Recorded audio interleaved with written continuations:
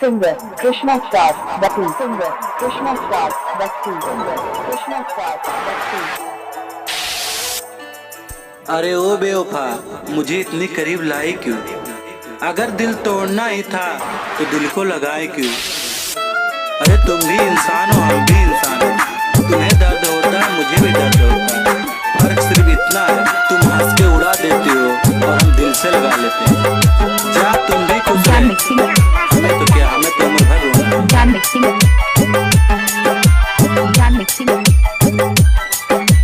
Jan mixing.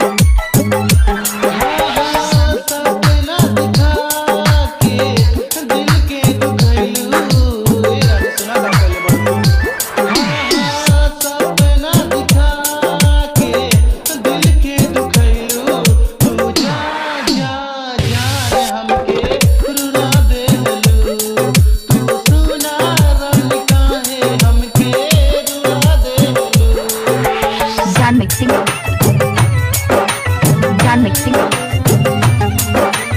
Jan mixing. Jan mixing. Jan mixing.